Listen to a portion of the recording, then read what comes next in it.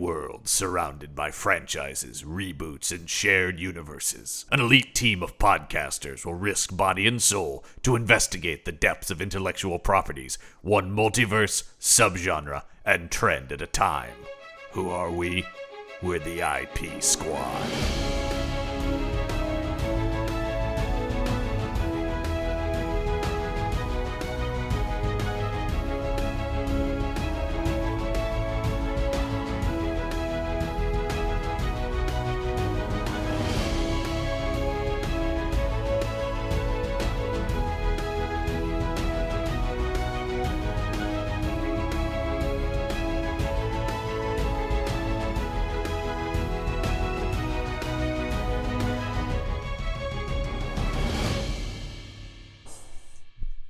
Welcome back to the IP Squad and our ongoing investigation into the Universal Soldier franchise.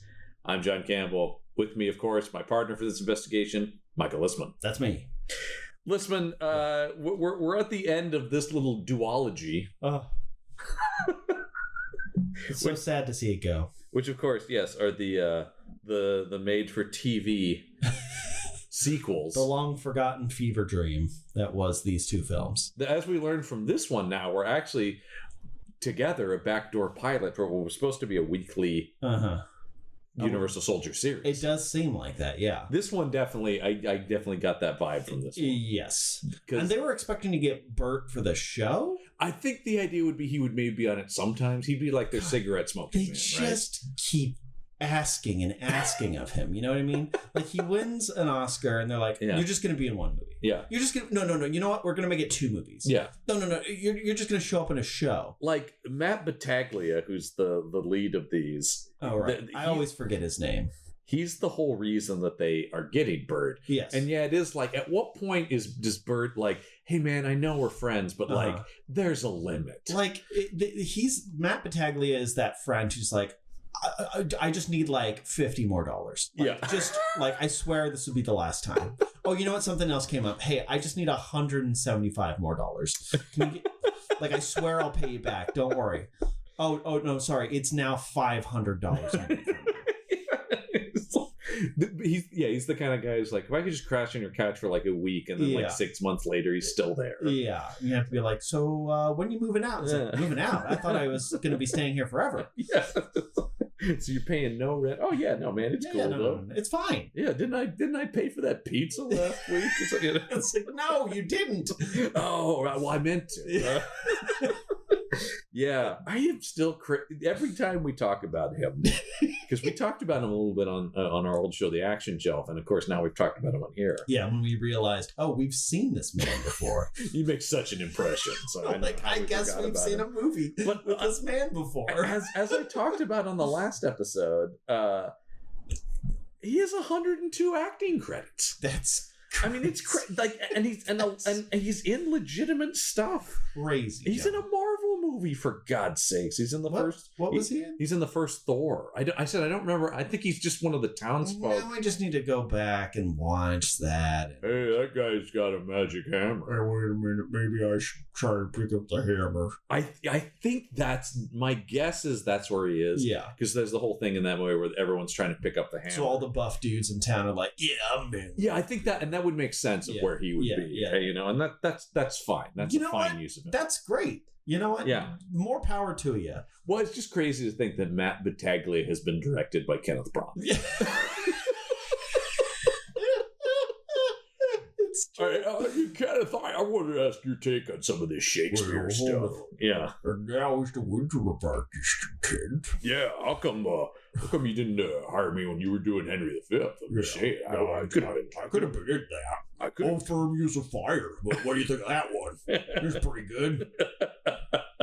Yeah, it's just crazy because like the man has nothing to offer. No acting skill. Nothing. No charisma. No even ability to do fight scenes. No. Like the one So there's obviously always a dichotomy with these kinds of films. They're like, well, you want to get somebody who can do the martial arts, right, but then also do the acting. And usually you have to do one or the other. Right. And because it's a rare breed. Yes. You don't get a Scott Adkins. Exactly. Yeah. But or Michael Jai White. Yeah. This is the reverse Adkins. This is the reverse Scott, because he can't do either. No. Thank God we will finish this franchise with Adkins, though. We're heading so excited. We're heading towards Adkins with a little stop off at a Michael Jai White will be in there eventually, too. It makes these two movies worth it in my mind. You know what I mean? We both thought this one is more entertaining. It is definitely better than the second one. Yeah, it's still awful, of course. It still feels like an AI-generated script of what an action movie in the 90s should be. And really on this one, you pointed out, and I don't think we talked about this. This is our same director, because this is Universal Soldier 3, Can you just Unfinished give me the name Business. of the director? The director is Jeff Wincott. Oh, hell yeah. Okay. That's what I thought. You know, I got that Woolnow sort of aesthetic, and it was on the tip of my tongue. Yeah. Although we've talked about, he has gone on to be a working, seemingly well-respected television director. He directs a lot of big TV shows. Right. But you talked about this time. I think you got the nail on the head with, this is a guy who's just doing too much. Yes. He's got a shit script. Yeah. And he's just trying to do the most directing. Yes. He wants to prove that his cinematic lens is above the... It feels like he has contempt for the script. You know what I mean? Like, this is all just like, please hire me for better shit than this. Yeah, look, I could do this. He is always just going like, okay, the acting's not good, the script is bad, but if I do enough stuff, I guess that works. I guess he works a lot. But we were talking about, like, it's when you see a really confident director. We brought up Paul Thomas Anderson. We're both big fans of PTA. The best. But like, his shots are so... Like, there's so much confidence in the performers, in the the content of the script, like, in just what's happening in, like... But there's no confidence here. No. It's just, if I cut enough, people won't... No, it's all style, but because also I love style. I mean, I brought up there's moments in this like John Woo, but none of it's being implemented. Yeah. Or even Michael Bay. Like, bag on Bay as much as you want. But like, there's a style, like there's a consistent, cohesive style. Yes, there's intentionality. Yeah, like you get the sense this has been crafted by someone. Here, this guy's just like, I don't know, fucking put this in slow motion, see what happens. It seems like he watches a film the night before filming a scene. Yeah. And then it's like, what if we did this scene like this movie? Regardless of whether or not anything's motivated. Yeah, no. Because there's so many times... We talked about this in the last one, but I'm not sure if it was as egregious this time. It's still egregious. Yes. But last time there were a lot of these, just like so many swooping shots in slow motion. Yes, there's a lot less. There are less in this. Because I think there is more plot here. So he isn't just filling the screen with nonsense. Yes. There actually is something resembling a 3-act story.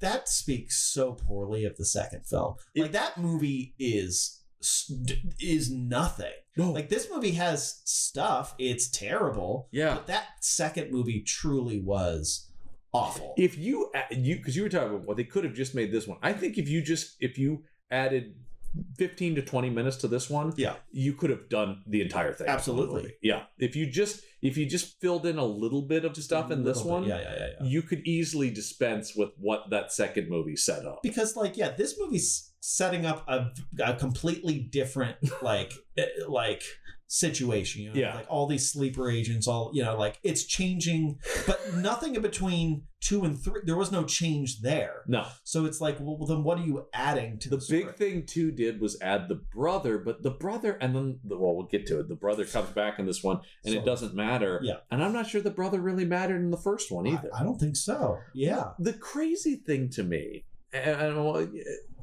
adding the brother in the first movie, and then by first you mean second. I'm sorry, in the second movie, in the last movie, but the first of these 2 televisions. Yes, that's right. I just want to be clear. While these are the sequels, it's very hard for me to try to actually blend this with. No, it's true. Yeah, that first one is almost its own thing. Yeah, a little bit. Well, because the next episode of this show, we'll be doing the movie that will ignore these 2 and will just be a sequel to the first one. Yes. But in the last movie, they added this thing with the brother, right? Yes. And so he was in the Universal Soldier program. Luke without being a Universal Soldier. Right, which makes it really weird why they wanted to clone him. Then. Sure is. But we'll get there. But so let's go back to the first movie. In the first movie, they take two guys from the same unit. Yes.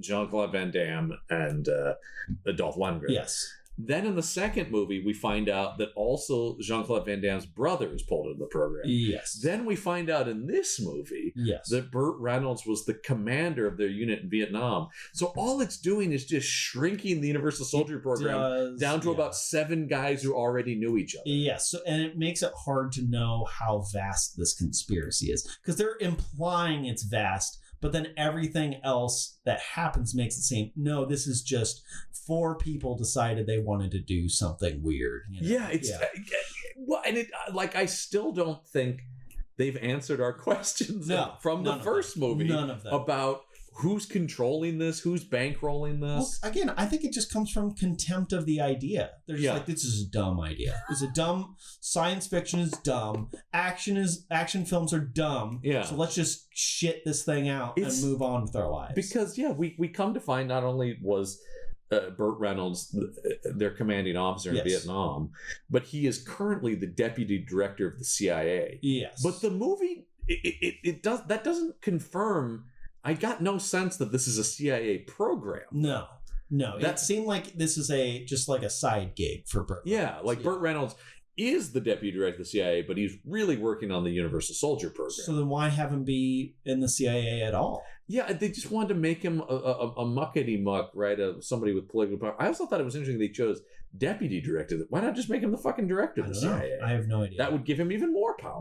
Right. I thought when they kept showing him in the Capitol and stuff, I thought he was going to be in like Secretary of Defense or Homeland Security or something like that. But they don't have the balls to make it like a true conspiracy, because this was really popular at the time of like with the X-Files and everything. Well, this like one the government being shadowy. This one in particular, felt yeah. very X-Files to me. Oh yeah, it did. Yeah. That rubber fetus dancing, dancing rubber fetus, yeah. And even like the setup for the show, obviously, I'm sure that when they went out and pitched it, they go, "Hey, this could be a thing like the X-Files." Right, exactly. Because I'm actually amazed nobody picked up the show, only because this was pretty popular. TV shows. Well, because I was thinking about Highlander became a TV series around the same time. Yeah. Stargate became a TV series around the same time. Yeah. They took Alien Nation, which was a movie, and then became so. They were kind of there were a lot of places were looking for these. Yeah. That does speak to just how bad this was. I mean, yeah, I guess so. That even with the idea of using, like, they had so tainted this brand that even though the first movie was very successful and well thought of, they had done enough in these two to taint the brand that somebody wasn't even willing to roll the dice on name recognition. They could have just made a TV show and skipped these movies entirely. Well, but this is classic, and we've run into this before on IP Squad. The backdoor pilot movies are a good way to shoot a pilot and make some money off of it, right? Because we can release it then. So. And did these make money? I have no idea. Maybe this seems more like a pump and dump scheme than an actual film. What was this a front for? Right? Yeah. Like. It's something. This is a front for an actual government. Well, I think it's interesting. Of course, we watched this in America. This was released as Universal Soldier 3: Unfinished Business.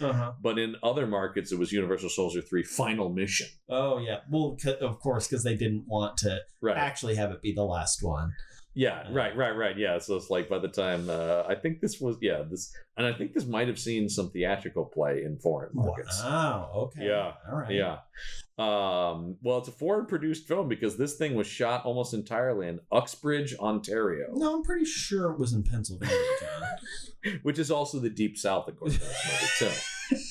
What was with all the Confederate flags in this one? Yeah, so it starts out in Canada, and then they stop at a gas station where there's a Confederate flag in the background. So we said, okay, so they went all the way down to Alabama, and then they went up to Pennsylvania, but there was then another Confederate flag up there. Yeah. So I don't know where this is supposed to be. I don't either. Yeah. And the movie doesn't care. No, because the movie even so we from the last we do get a whole previous that felt very TV. Last time. Yeah, was it like and now scenes from Universal Soldier 2. It did actually say that. It did, which yeah. is very funny. Yeah. They didn't want to even like give a artistic sort of reason. No, because like in back in the days pre home video, right? You did kind of have to do these catch ups for people. So if you watch like Star Trek 3 starts with the end of Star Trek 2 with Spock dying, but it's on like a little square in an otherwise black screen. Mm-hmm. So it gives this sense of, oh, we're watching something from the past. Or I think the Rocky movies will show the final fight, but it's in like black and white, like it's a flashback. Yeah, there's some kind of... It doesn't literally say, look at this scene from Rocky 2. If you would all just pay attention to the screen right now, we're going to give some backstory here. Here's what you need to know. Yeah. So we get some scenes from that with the family and the death of the brother. Yeah. To set us up into that before it becomes a completely different movie. Yes. Because the start of this movie has our two protagonists who are just, what a duo they are. Power couple. Yeah, I can't remember her name at all.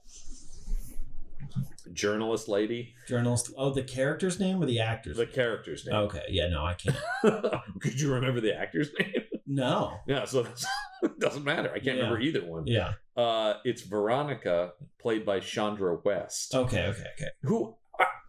she's harmless. She makes no impression on me. I couldn't tell you if this woman's a good actor. She's not. It's not like Matt Battaglia where I'm like, he is actively hurting my She's eyes. saying every line just fine, but the lines are so inconsequential. Yeah. I think she's probably a fine actor. Probably, yeah.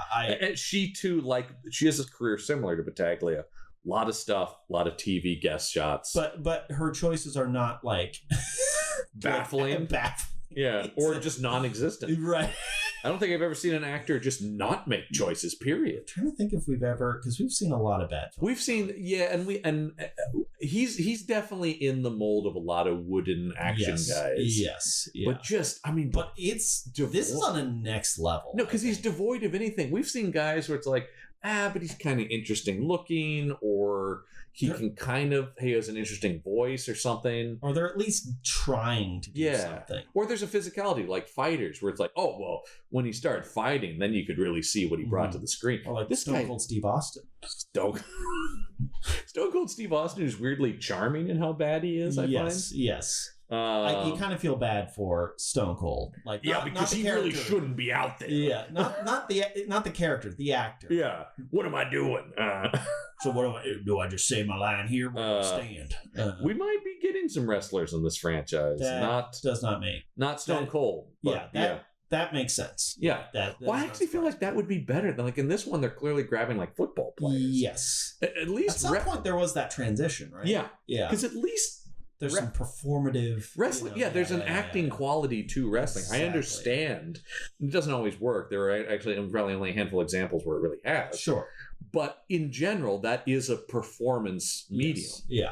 So you would need some kind of showmanship at the very least. Mm-hmm. Yeah. And I will say that I think in our experience, most of the wrestlers were at least passably watchable. Yeah. In a Stone Cold, where he's not a good actor, but I kind of liked watching him in a certain way. I mean, he was making choices. He was trying stuff. I can't fault him. He did have, if you were an Action Shelf listener, he had one of the greatest one-liners in the history of film. I still think about it. I still think about that line sometimes. Yeah, it keeps me up at night. When somebody asked him where did he learn fighting, and he said from fighting. Still one of the funniest things. There's a couple of funny lines in this one. That's true. I will say this one's way quippier. That is true. They are very fast with the quips in this one. Sure are. Yeah, they're really trying some stuff. And Battaglia can't, much like he can't deliver any line, he definitely can't deliver the quips. No. Because you're just multiple times he'd say something and I'd be like, was that a joke? Yeah. Was that meant to be funny? I don't. Okay. Lights out. I can't actually remember any of them. I used that one in the convenience store that made no sense. What was that? Oh yeah, it was take whatever you want or something like that. Yeah. That sounds. Feel free to. I can't remember. They're not. Yeah. But no. So this movie starts with having defeated Gary Busey. That's right. Gary Busey's not right. Gary Busey didn't get this one. I said no more. I'll sit it out. I'll be in the next one. Yeah, one and done for me. All right. Yeah. Universal Soldier 6: The Return of Busey. I'm back, baby. Yeah. Busey's back. You can't stop these choppers. Yeah, and then he takes a bite out of the screen. Yeah, he's literally chewing scene. Yeah. But so they're like, we have to expose the Universal Soldier program to the world. That's the plan. Wait, that's how this movie starts. That's how this movie starts, following the events of the last movie. You know what I hate about films is when they establish the premise of the film at the beginning and then follow through with that premise. That's I the hate worst. it. I prefer when they set up a premise and then abandon it 15 minutes. Well, the last movie really just kept shifting. Like, what is this movie about? Who is it about? Yes. Doesn't matter. It doesn't matter. Yeah. But so, yeah, they finally remembered that the female protagonist of this franchise is a reporter. Yes. And her interest would be telling people about the Universal Soldier program. Again, what was the second film? What was it? Nothing. Nothing happened. Nobody had the thought to behave in a way that their character would behave until the third film. It is really weird. This is, while terrible, a more logical sequel to the first movie. Yes. So she's like, we have to tell everybody about this. Yeah. And the only person I know is this like network TV news producer who happens to be right now at a super fancy event for, I love this, cyber people. Yeah. Cyber investors or whatever. Yeah. Which is this fancy black tie cocktail party. Yeah, that sounds like Tech Bros. Yeah, I know. It's such a 90s idea of the computers, they're the future. We don't really know anything about them or understand them, but I hear they're going to be big. I was expecting a Cybertruck to roll up. Hey, that would fit, actually. It would, yeah. If you look closely in the background, there's a young Elon Musk sniffing around. Yeah, he's sniffing somebody's shoes. Why is someone in the coat closet? He's rolling around in people's coats. Just eating leather. Yeah. For the fiber.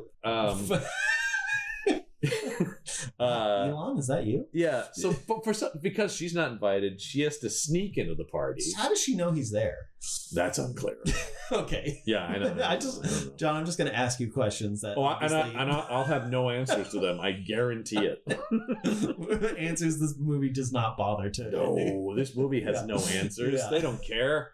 They threw this thing together. Yeah. She sneaks into the party, leaves Luke Devereaux because Battaglia really feels French. Yeah. So leaves him. Merci beaucoup. Yeah. Bonjour. He leaves him down in the van. She's like, I'm just gonna go talk to this guy. She pulls him aside. She sneaks in as a waiter. Pulls him aside and is trying to tell him about the Universal Soldier program. And he's like, well, this sounds interesting. Mm-hmm. Which I was talking about, just like trying to imagine going like, hey, I got a great story for you. The government is making undead super soldiers. Yeah. And I've got one downstairs. John, I actually had this conversation with somebody outside. They were pushing a grocery cart. Hey man, government's making undead super soldiers, man. I'll tell you what. I was one. Yeah. I saw it, man. I saw it with my own eyes. Yeah. They can't cover it up. They try to rub me out, but they just spread me around. Yeah. The fact that they were also smoking meth had nothing to do with it. No. If anything, it keeps my mind sharp. Yeah. I need the meth to counteract the mind-wiping drugs. Yes. Which we'll get into memory-wiping drugs in this movie. Yes. But then, wouldn't you know it, just coincidentally... It is just a coincidence. It becomes part of the plot, but it starts as a coincidence. Yes. What if Die Hard happened, John? Yeah, terrorists break it. There's only 3 of them. There is only 3 terrorists. It's a small crew. Yeah. This is not, because what? Hans Gruber had like 8 or 9 guys? Enough people to take over a building. Yeah. They take over this building with 3 guys, one of which is a guy who's holding 2 AK-47s. Yeah. Which I thought was pretty fun. Well, they have to make up for their low numbers. Yeah, by having... we only have a few guys, but they each have multiple guns. Yeah, so it's like having 15 people. And we get this... I will say, the woman who plays the leader, she's going for it. She's certainly acting. Yeah. And they're holding everyone hostage for... $100 million? Yes. Which is, I think, even in 1990, whatever this was. 98. That's still not a lot of money. Well, I mean, it is, but I mean, it is. yeah, but the idea that well, because she then has them collected. This makes no sense now that, especially now that I'm thinking, pay off at all. No, so she's not. I don't understand. Okay, let me try to put. So she gets on. She has, because the news cameras are there. Yes, she's like, I will kill these people if I don't get $100 million. And you've got just the most over the hill, burnt out cop down, talking to her, going like, "Hey, lady, come on now." But she doesn't need money. She's not holding them ransom. She's getting money from the hostages. That's what I'm saying. That's what I don't understand, because she's having them each. But they're all transferring different amounts of money to That's her. true. How does that decided? Maybe that's just how much they have in their... Yeah, I don't understand, because it's like she gets like 20 million from this guy, 5 million from that guy. Yeah. And I guess at the end it'll add up to 100 million. But why broadcast it? You're only drawing attention to yourself. Yeah, just show up, take them hostage. Yeah, you don't need to broadcast it on the news. No, I don't. That's bad. That's a bad idea. If you want to get away with something, anonymity is key. Luckily, the guy who sees this is Luke Devereaux. That's true. Yeah. Matt Battaglia is like, oh shit, I better get involved. I suppose I shall enter the film now. And he gets up there by... And this is where I'm like, oh shit, is this going to be Universal Soldier Die Hard? You'd think. Yeah, for about 20 minutes it 20 is. minutes, yeah. And I'm like, there's no way they have the No. balls to stick to one location for this film. No, although this does feel like, actually, in this being a backdoor pilot, this scene does feel like, see, this could be one of the episodes. Exactly. That is exactly. It's an episode of a TV show. This would be one of the episodes. Is the reporter goes in, gets taken, and then it turns into a Die Hard episode. Yes. And they're like, and that's affordable. Yeah. He gets up at, because this party, of course, is happening up on a high floor of like a skyscraper. Yes. And because he's down in the lobby, so how does he get up? Because they've apparently taken this whole building as 3 people. And the elevators don't work? I didn't the elevators that. Like, why didn't he just ride an elevator? They don't work, I guess. But I guess they shut him down. Okay. I don't know. They didn't show that. No. So they still have power. Yeah, there's still power in the building. I don't understand, because so I don't know what but it's all set up because he has to climb the cables of the elevator. Yeah. And this is one of it. He does have this career. He's like, always on the top floor. Why is it always the top floor? And I also went like, why is it? How many times have we been in this situation? Never. It's never happened. I gotta say, man, it's a dark day when I see this guy in a Die Hard scenario, and I'm nostalgic for Seagal pulling a Die Hard on a boat. By the way, I don't know if anybody has seen any recent photos of Mr. Seagal. I try not to. He's put on even more weight. I didn't think that was possible. Yeah. Oh, wow. Yeah. Because he's in Russia now, of course. Oh, yeah. You know. He's become a Russian oligarch. Yeah, well, yeah, he got handed whatever their like star of whatever their like medal is. Yeah, he's a hero over Soviet there. Star of. And you know what I say? You can have him. Yeah, keep him. Take him. You know what? We don't want him. Yeah, you don't even have to give us anything in return. No. Just take. You're doing us a favor. Taking we're going to give you money because you took him from us. Thank you. That's the best thing I can say about Russia. At least they got rid of Steven Seagal. They did take Steven Seagal away from us. Thank God. I will never ever be able to make it up to them. So he's climbing around, and then I said this to you because when we were watching this, and I said this guy's not going to be stealth about this, and he's not. No, that's true. He just walks in, starts snapping necks. Which well, he does this stupid. He does try to be like, I'm the bus boy. Oh yes, and that's immediately abandoned as well. They love setting something up and immediately abandoning it. Because they're like, he says he's the bus boy, and then they're like, no, he's not. No, he's not. Look at him. Yeah, because he finds the bus boy, and he puts on that guy's coat, which is too small for him. Yes. So he's got no shirt on, and he just has a white coat that's like barely sticking together with buttons. Yes. And the terrorist leader one was like, look at this guy. He's not the busboy. And then they find the actual busboy. Yeah. They're like, well, I guess he's not the busboy. Which I did find funny because I like the idea that like a big party event like this, well, there'd only be one busboy, obviously. One. There were like 3 people working this huge event. Oh, that's what made it so easy to take over. I guess so. Yeah. And none of those people were security. Nope. We don't see any security. Well, cybersecurity is a little different, John. we put a virus protection on it. I don't know. How'd you get past the firewall? Yeah, damn it. Oh, it's not a physical thing in real life. Oh, man. I didn't want know. a wall of fire.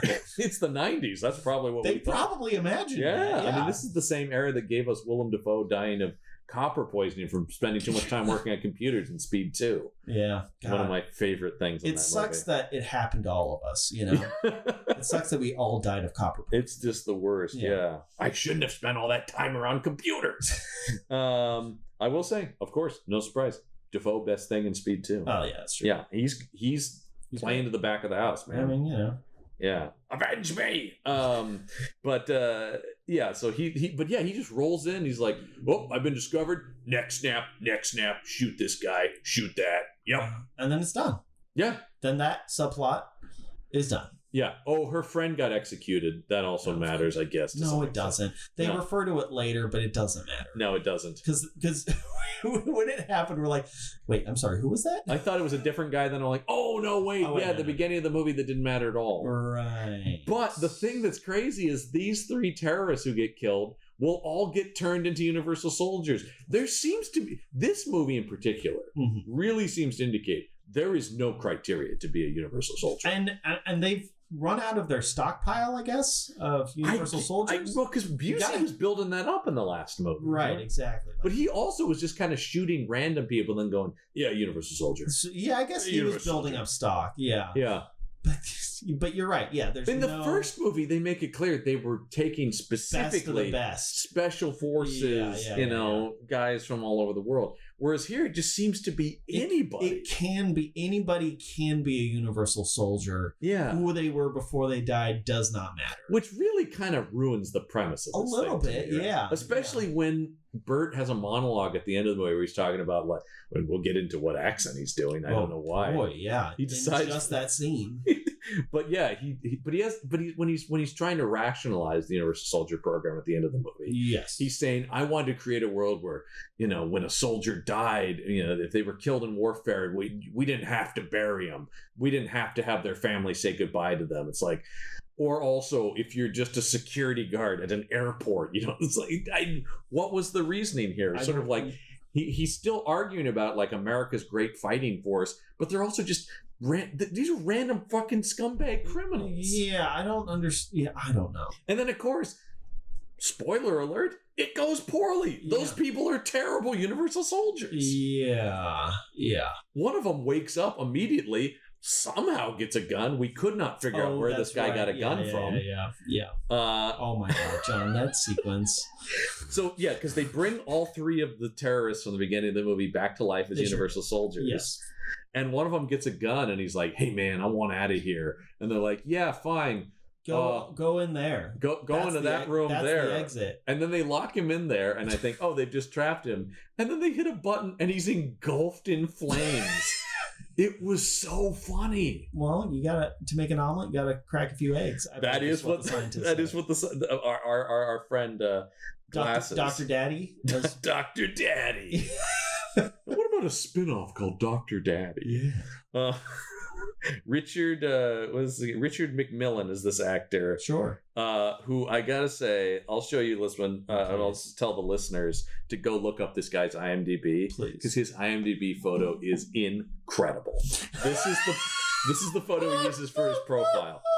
He's wearing big shades and he's talking on a 1990s cell phone. Wow. Isn't that incredible? That is. That's the profile photo he chose. Timeless. Yeah. That is timeless. I think that best represents me. This guy also, though, in a lot of stuff. Yeah. All these people are working actors. I mean, it's not like he did. Again, he's not like Matt Battaglia where it's like his lack of acting is hurting me. No, I feel like his assistant scientist guy. That guy needs to die. Why does he continue to be in films? Because that guy, the guy who if you awful. really look it up, the guy looks like director Steven Soderbergh. Yeah. And he's making choices, but every choice is the wrong one. Every choice is the wrong one, and he also can't deliver his lines well. Mm-mm. And he doesn't at no have point, many lines. And at no point do they say we probably should have done another take on that because he marble mouthed all over it. I don't think he has a lot of credits. You think? I don't. Well, wait a minute. Unless this is him.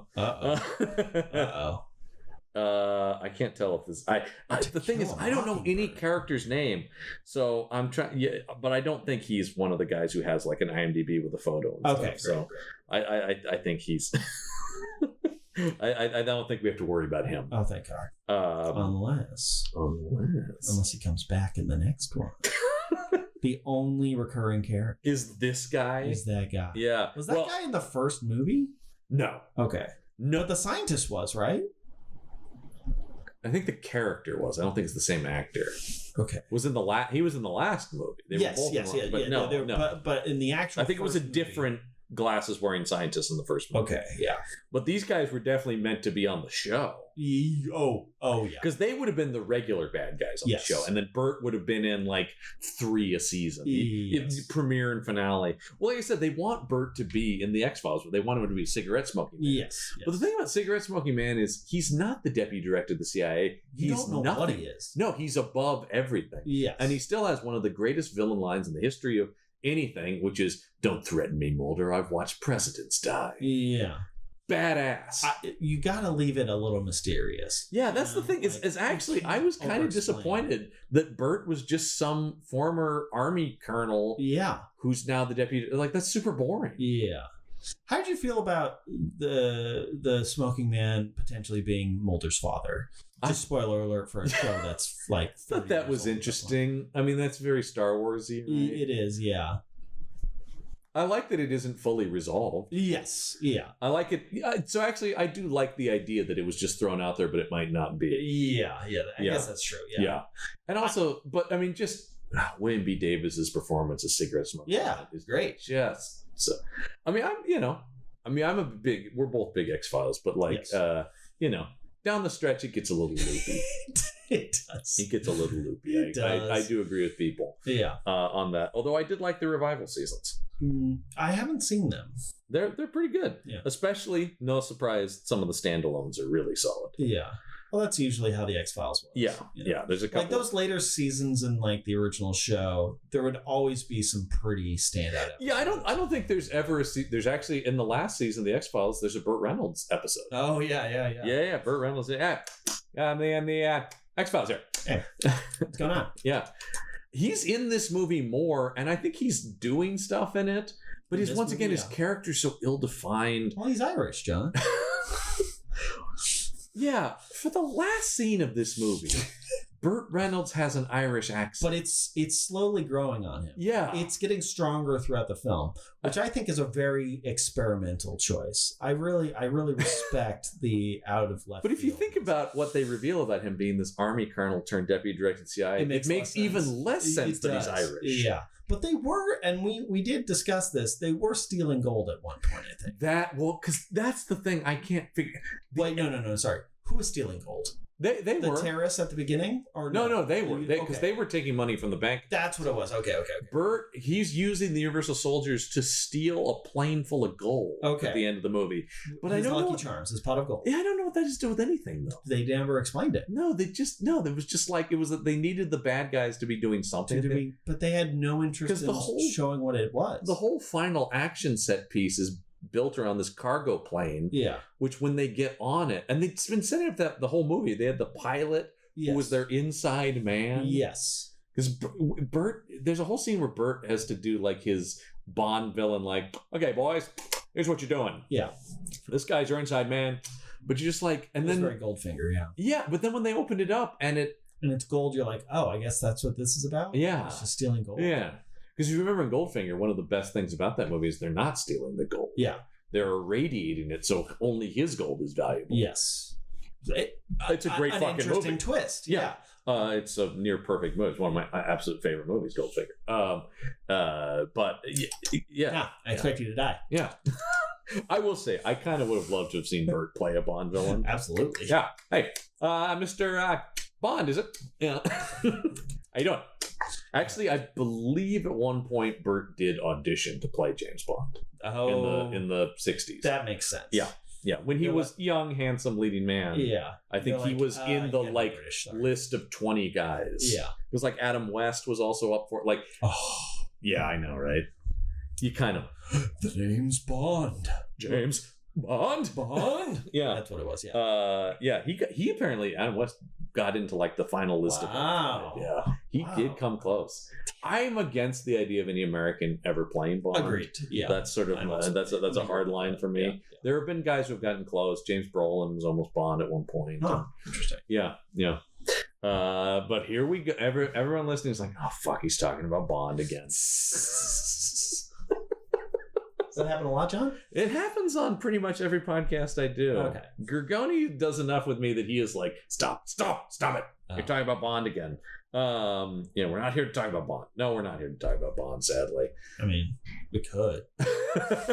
More interesting than this movie. Yeah. But yeah, it's just sort of like they just need to be doing something. So yeah. And then it's like all this buildup, and they just like they open up a whatever the thing is, and it's got gold in it, and I just went like, oh, that's it. But they also never explain what the gold's for. No. To make more Universal Soldiers. It's just the snake eating its tail, right, man? Bert's like, well, this is all so that soldiers don't have to die in the field. And it's like, so what's the gold for? Yeah. But also... It doesn't care. I'm also it's just hitting me now. If the whole thing is about the military, he's like, why is he with the CIA? Great. I mean, that's tangentially could maybe run in with the military, but it really seems like he should be like should be working at the Pentagon. Yeah, he should be like one of the Joint Chiefs or something like that, right? Like, she should be like an admiral or a general or something. Yeah, that would have made a lot more sense. Sense. Well, but everything's so vague. It's kind of shadowy government. It's kind of military. It's kind of a private corporation. I don't know if the writer of this knows the difference between the CIA. Because the first movie was had the original Universal Soldier just has no interest. No. These movies try to put some stuff, but they just make it more confusing. Yeah, because they don't actually know what. I'm kind of more okay with the first movie. By the way, is looking better and better. With each one. Absolutely. Because I do like the idea that they're just like, it doesn't matter, does it? Yeah, no. You just want to see these guys fight each other. You're right, I do. Yes, exactly. And I think we get more back to that, and then I know the later ones get more into the body horror of which is what I'm actually but I think it's been a while since I've watched those, but I think they're less into the conspiracy and more into the actual effects of the Universal Soldier. Cool. Yeah, that seems cool. Because it does. I've talked about this. They definitely veers into horror territory, and that's certainly the ones I like the most. Yeah. But we're still a ways out from those. That's when we get our boy Adkins, though. I mean, I'm just excited we're done with these two. These two are over. I'm just so excited, and we are getting back. We will never again. Here's a good thing is what we will never again have one of these without JCVD. Yes, that is great. I thought you were gonna say we're never gonna watch a Matt Battaglia film again. I can't promise that because this guy, I didn't even know we were talking about him this many times. Exactly. This guy just shows up. I didn't know he made it into a Marvel movie. Yeah. Once again, the man makes no impression. He does. He's so bad. Let's see what else is going on. So, what is there? Oh, so. This I can't fully understand. After he saves her from the terrorists, he has like a force vision of his parents being hurt. He did have a force vision, huh? Yeah, because he's like, I have to get home. And I don't know, all of a sudden he's just like stops in his tracks and we see flashes of his mom and his dad. And then he's like, I have to go home. John, I completely forgot that happened. Because they don't explain that. This is straight up just ripping off the first Star Wars, right? Yes. So that's implying a lot of things about the Universal Soldier that they don't pay off, which makes me think it's just lazy writing. John, I think the script might be lazy. Yeah, I think we did talk about. Let's talk about Peter M. Lenkov, who apparently also is like TV veteran. Oh, if I'm not mistaken. You're very good, very good. I mean, wrote on one of my all-time favorite TV shows, 24. That's crazy. Because 24 is an infinitely better conspiracy. How? Like, Yes. yeah, I think we've talked about. I don't know that what they shot is fully what this guy wrote. I'm assuming there was like a million drafts. Because this guy also wrote, I know a favorite of both of ours, Demolition Man. Yeah. Which is a super fun action movie. Yes. Yeah, because it doesn't pay off on either the fun action or the conspiracy. No, and this guy is capable, and I said this guy has continued to he did go to another 90s show based on a movie, which was La Femme Nikita, based on the Luc Besson movie. He wrote on that show. He was on CSI New York for a long time, Hawaii Five-0. He was the showrunner on the, which, like I said, I wasn't a fan of it, but he was the showrunner of the Magnum PI remake. But that's like a legitimate show. I may have not been a fan of it.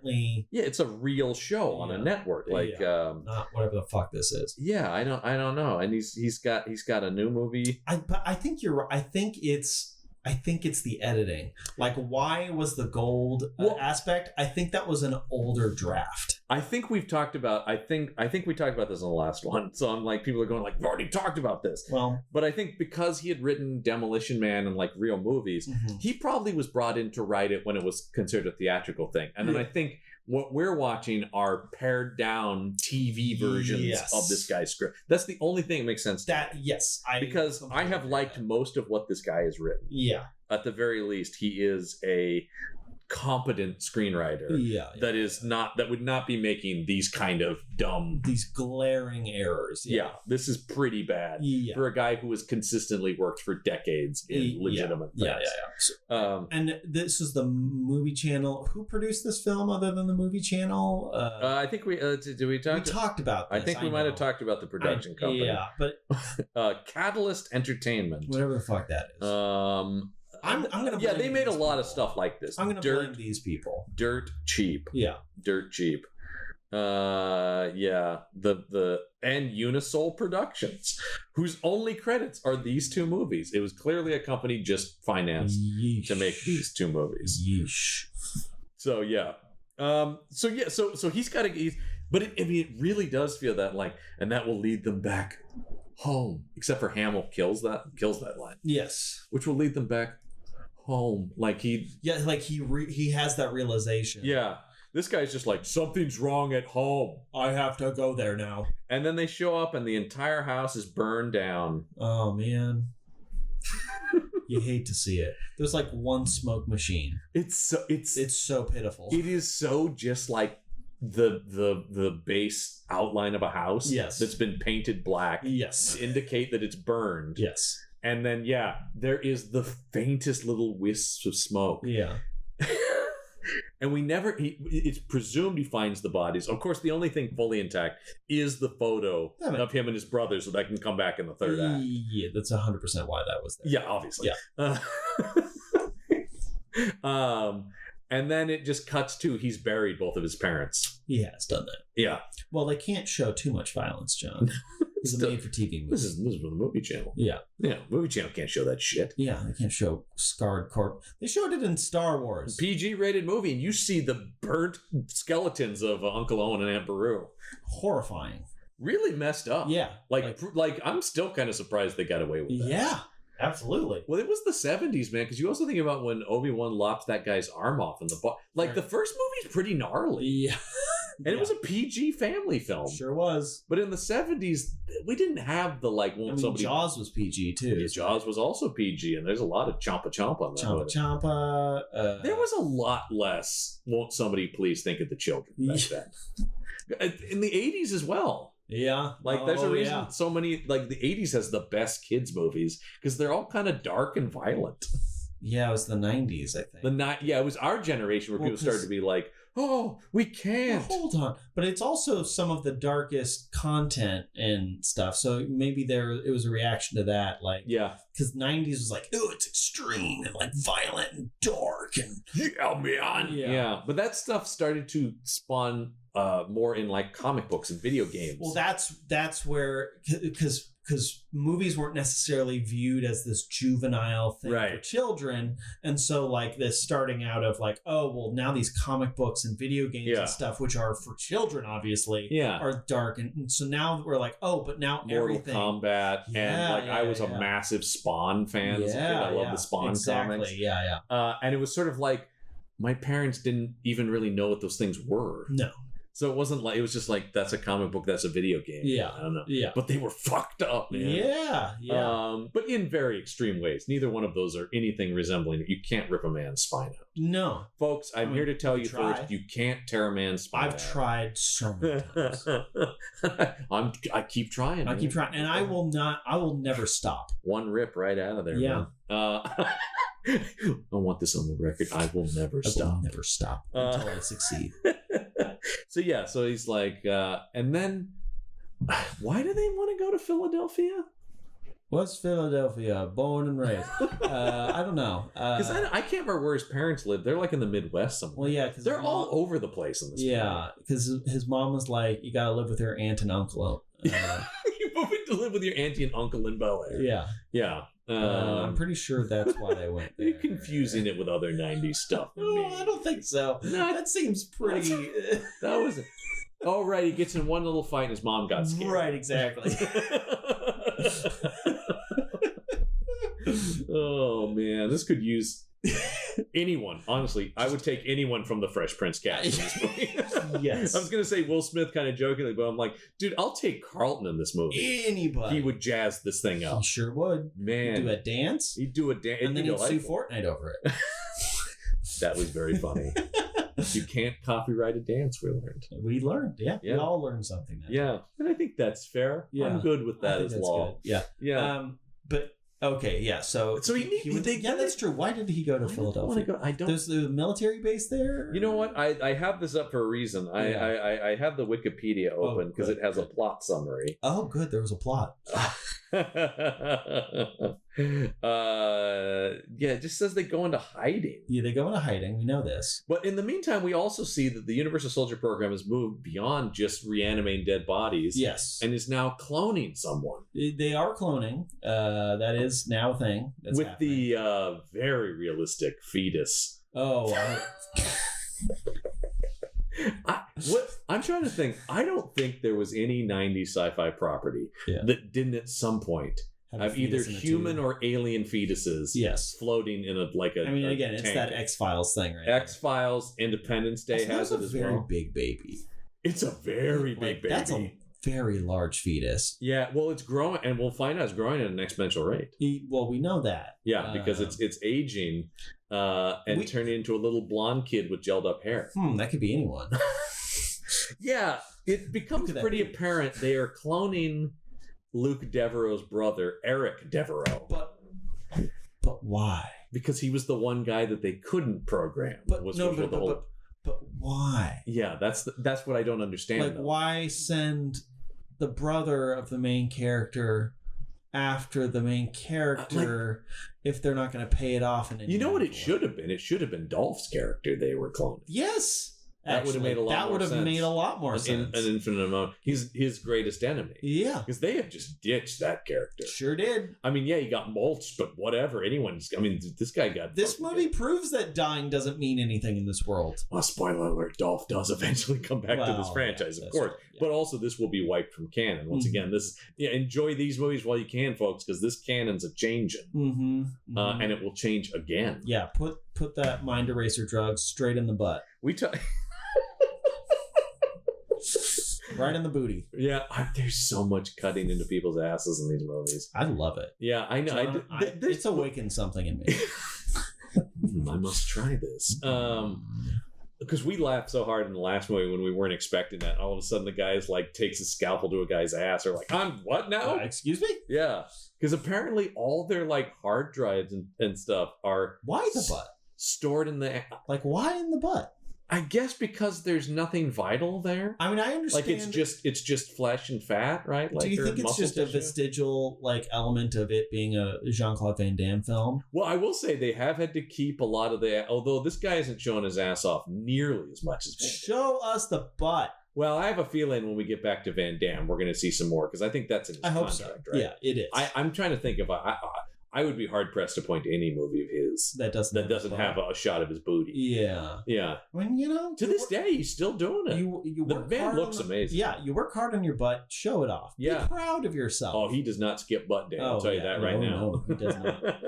In fact, 4 of the 7 days are butt day. Yes, exactly. Yeah. Most of it's on the butt. Yes. He has 3 rest days. I gotta say, I think he and Seagal are about the same age and radically different. Just night and day. Night and day. Because you look at Van Damme, who's got to be pushing 70. Yeah. Looks amazing. He does. He still looks incredible. Yeah.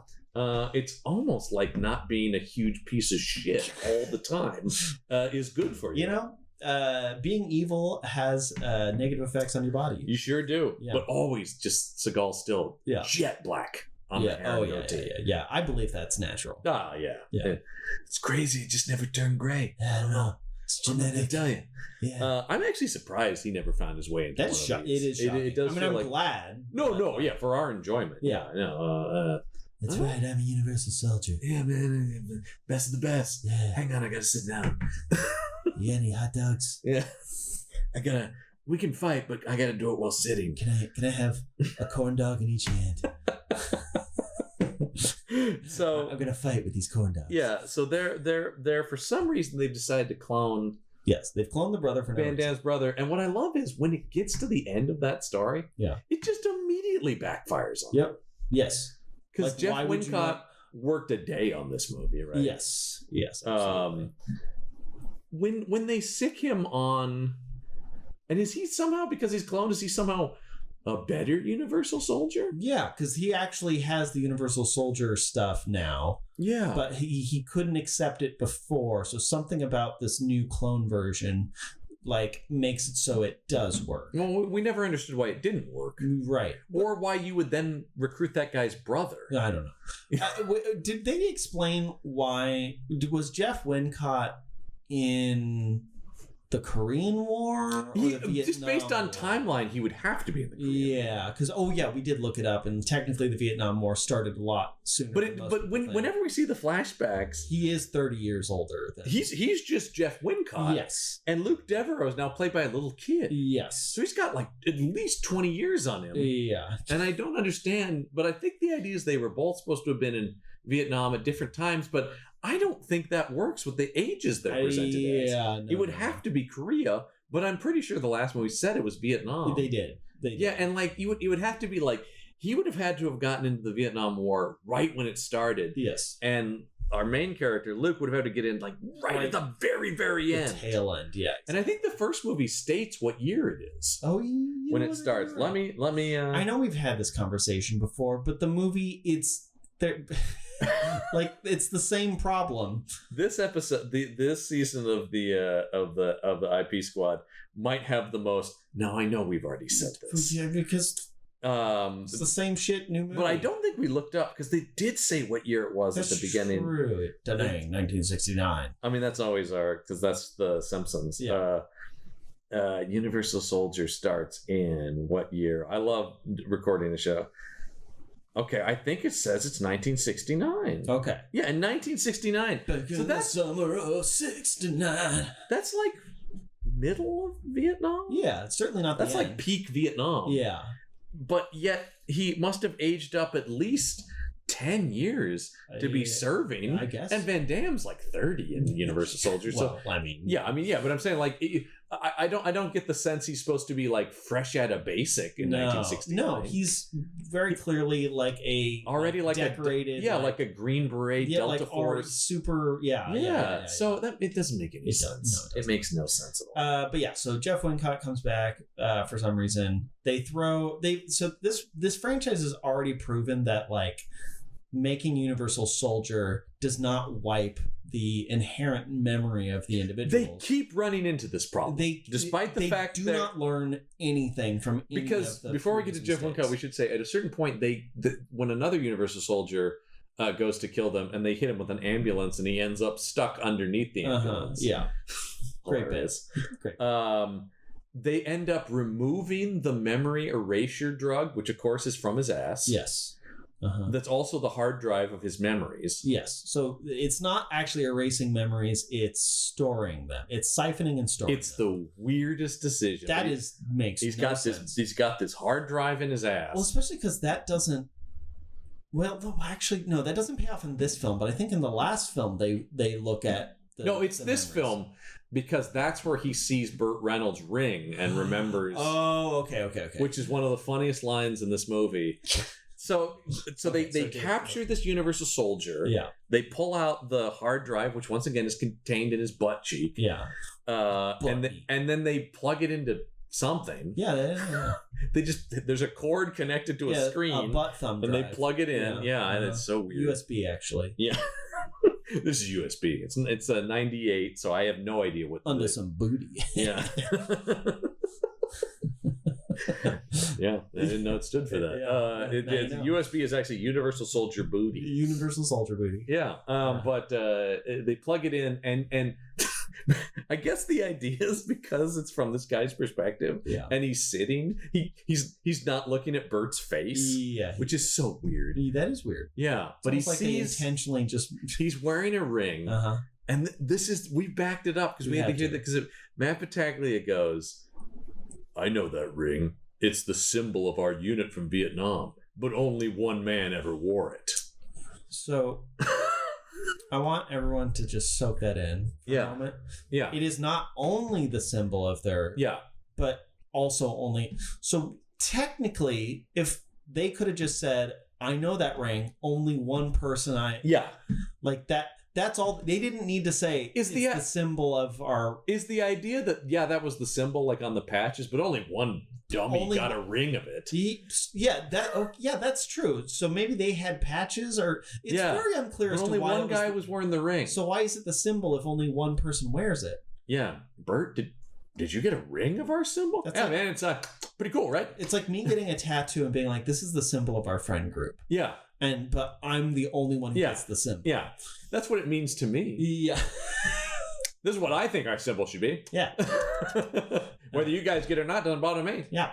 Yeah. We only got so much money. But then we get very shoddily put together actual historical footage of Vietnam with images they shot of Bert still looking like he does in 1998, but in Vietnam. Still salt and pepper toupee. Yeah. Oh, the rug is real bad. Yeah. I'm not sure it's Malone bad. That's true. Because if you go back into the Action Shelf archives, Malone. We covered a movie back on our old show called Malone, which has that thing is hanging on for dear life on Bert's head. Home Alone, I think, was the name of that movie. They just lowered that thing onto him. Yeah, like Darth Vader's helmet. Yeah, at the beginning of the day. Yeah, we probably already made that joke. We probably did if you go back to it. But yeah, I just love that there's no attempt to make Bert look younger. Or they can only afford one toupee. Yeah, it's just that's the only one shoot it there. They put this green filter on it. They try to blend the footage by putting this green filter on both the actual historical footage. But the fidelity is different. No, because one is clearly shot on like 16 millimeter film from the 60s, and one is shot with a modern camera in the 90s. Yes. And so it's incredibly clear that they are different footage. It looks terrible. Yeah, it's almost like they did a bad job. And as you pointed out, they had this horrible piece of shit synth music that is real damn close to The Doors' The End. Yeah. Which, of course, is very famously used in one of the great Vietnam movies, Apocalypse Now. Right, yeah. And so they want to evoke legally that. distinct. But it is so you are legal. By the way, if you make anything about Vietnam, you have to use either The Doors' The End or Fortunate Son by Creedence, those right? Are the main two. Those are the two songs that symbolize Vietnam. You just have to. Yeah, that's the sound of Vietnam. Yeah. Because I'm pretty sure Creedence gets played in Forrest Gump during the Vietnam. I believe it is. Yeah. Yeah, because I think that used every hit from the baby boomer generation. Yes, that's true. That's the reason that soundtrack was a huge seller. Sure was. It's a mixtape for anyone who grew up in the 60s. Mm-hmm. It's like a Guardians of the Galaxy for boomers. Yeah, 100%. Yeah. I don't know what I'm saying. Forrest Gump, Guardians of the Galaxy. Yeah. Same thing. Yeah. So they that requires that. But then because they've removed this guy's memory wiping drug that was also apparently being administered to him in the same hard drive. Yes. This guy wakes up and he's like, "Hey man, I'm back to being me." So then them being undead has nothing to do with them not having memories. It's just this device in their butt. This just throws so much stuff at it that you're like, I don't even understand what the Universal Soldiers are. Yeah. Because, this guy's all of a sudden, he's totally fine. He's just a normal guy now. And what you point out is true. Is like, then why are we killing these guys if all of them are just one thing removed from their ass away from being normal again? And you'd think Luke Devereaux would be like, I'm one of them. Yeah. I should be freeing them. No, because that's veered into actual science fiction territory, and they don't want to get into that. And it's also giving him motivation. Yeah. And we can't have that. No, as a protagonist, he is just going. He has he's just an action figure. Yes, they put him in this thing, they put him in that thing. He kicks this guy, he kicks that guy. Yeah. By the way, he looks real sad in that fight with Jeff Wincott, who actually is an expert martial artist. Yeah, and he's doing nothing, Battaglia. Yeah, he got kicked into a bunch of barrels made out of cardboard. That was really what they reminded. It reminded me of those like tubes like that pastries come in like the. Oh Pillsbury. yeah. I was just like, it's just a bunch of. It was that without the dough inside. Exactly, If those were just empty. That's they got kicked into just a bunch of big... What do you think those were for? What were they actually being used for? Yeah. Those barrels. Yeah. Why have cardboard barrels? Well, they're cheaper than plastic. Well, no, I understand why the movie. Well, the movie did it so he would have a soft thing, because we see a lot of action movie reviews. Empty boxes. What was that? One of the movies we did on the action shelf ended in like a box factory. An empty box. What appeared to be just a factory where they were producing empty boxes. They constructed and set up empty boxes. Because stuntmen frequently fall into boxes. Sure. Usually you don't see the boxes. Yeah, you don't generally see that it's empty boxes. Right, but that's a good soft landing thing. I wish I could remember what. That was one of them. Those movies. That was one of. It was a martial arts movie of some kind. Yeah. I can't remember if that was. It might have been a Rothrock movie. I just remember people getting kicked into boxes. And we're like, it seems to be this factory just makes boxes. Yeah. Tapes them up. Yeah. But doesn't put anything in them. I believe there is a Simpsons episode where the joke is that they go on a field trip to the box factory. Yes. And it's just super boring. That makes sense. And only Skinner is interested in. Yeah. Boxes. Fascinating. So I have no idea what the purpose of a cardboard like barrel would be. Seems like it would store nothing. Yeah, it's just like because any kind of liquid or anything would, of course, soak obviously, it up. Liquid, and it would be so easy to puncture anything else. Yeah, so anything sharp, anything heavy, honestly, would really, just break out I mean, I'm saying like, even if it's like grain or something, what if they just put more cardboard in? It just contains a bunch of cardboard. Yeah. This is perfect. Yeah, cardboard's perfect for storing cardboard. Well, it's like the Universal Soldier program. We got to steal more money to make we got to get more Universal Soldiers to steal more money to make more Universal Soldiers. But wouldn't it be an interesting commentary if it was being paid for by tax dollars? Yeah, well, in the first movie, when we do see the only time I think we actually see the Universal Soldier program functioning like it is supposed to. Yeah. Remember in the first movie, there's people being held inside of a dam by bad guys, and they go in there. They're like special forces guys. Yes, that makes sense. I see them as like a Blackwater. Yeah. They get sent it, and everyone's like, "Who are these guys?" Well, we were never here. And that could be an interesting of so the government has to pay outside mercenaries to do certain things. Well, and the idea being because they're already dead, they have no need for payment or food or make a great anti-capitalist. Here's the thing: the Universal Soldier storyline is a great science fiction idea. Could be if they bothered. There's a lot of threads to pull on there. Yeah. Because I think we talked about that on the first movie. Yeah. That it could be like a Paul Verhoeven Universal Soldier movie. Yes. Something like RoboCop. It has a lot of potential to be interesting sci-fi that actually has a point to make, but also has cool action. Yes. Because we know plenty of, Terminator even. Terminator, yeah. Absolutely. Or the previous season was the Alien vs. Predator franchise. Mm-hmm. There's a huge thing about a corporate, dystopian future in the Alien films. There sure is. Yeah, and that gets thrown away. Yeah, or even in the Predator movies, in the second Predator, the government wants to capture a predator. Mm-hmm. You're like, okay, there's something, but here I don't know. To catch a predator. That was the subtitle. I'm Chris Hansen. That's the subtitle of To Catch a Predator, yeah. And who was trying to catch that predator? Gary Busey. Oh, Gary Busey. It was Gary Busey in the second Predator movie. He was trying to. I gotta get a predator, man. Hey, Danny Glover, don't kill that predator. I gotta freeze it. What do you? I bet it tastes real nice. What do you want, Ben? It tastes good. Yeah, but like immediately they're like, oh shit, that's Luke Devereaux. He's gonna fuck up our plans to steal this gold. Yeah. So we got to send in the clone of his brother, and then they fight for like 2. Yeah, I wish. I'll take any Star Wars movie over these. Yeah, even the ones I don't like. Yeah, there's truly only one I really dislike, which is Rise of Skywalker, and I'm not allowed to talk about it. Would I watch that over this film? Ooh, Rise of Skywalker. You know what? No, only because it hurts me more. Yeah, because it's something I love that is being done poorly. Yes, whereas this I have no investment. I feel pretty nonplussed about this film. Yeah, I'm just like, and actually, I certainly laugh more in this. Well, that's true. Yeah. No, I'm actually shocked there hasn't been an attempt to do like a modern big budget reboot of Universal Soldier. It feels like a franchise that's sitting there. Honestly, it's a matter of time.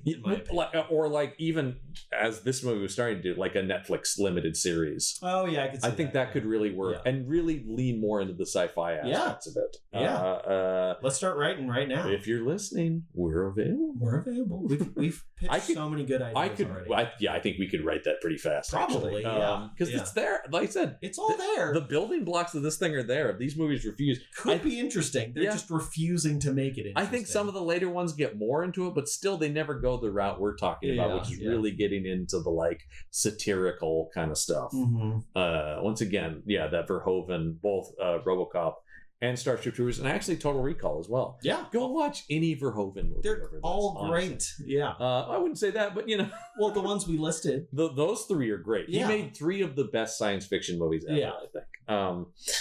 Maybe I can't get on board with Showgirls, but I forgot that was Verhoeven. Yeah.